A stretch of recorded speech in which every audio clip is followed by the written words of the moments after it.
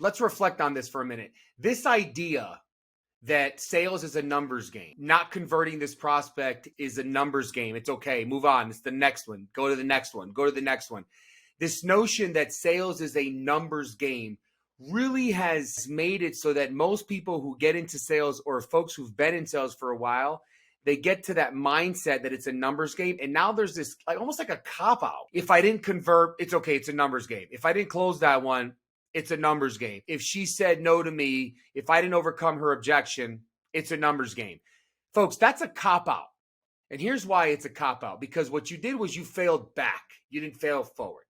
In order to fail forward, you have to recognize you didn't win. You failed at closing that opportunity. You failed at converting that prospect. And what happened was you decided to just cough it up to it's a numbers game without spending the time to truly understand what transpired during that call. What happened during the first 2 calls that you had with this executive that led you down a path to get to a proposal, but then not win the business? Spending time identifying areas of opportunity, gaps in your selling process is what's going to get you closer to your end goal, which is winning in the game of sales. But this idea and this mindset that many salespeople just grab onto, which is it's a numbers game, has made it so that folks can just cop out of this process. And you can't do that. You have to stop and recognize to fail forward, I have to identify where I can learn and then start working on learning the game of sales, identifying what those gaps are. Okay. So the way to do that is you have to dial with intent. The mindset that I speak to all the time is there's this mindset. There's many mindsets in the game of sales. You need to have a value added mindset. You need to have a tactical mindset. You need to have a continuous improvement mindset, a thirsty mindset, being persistent, and then obviously a grateful one. But the tactical one is the one that allows you now to call with intent.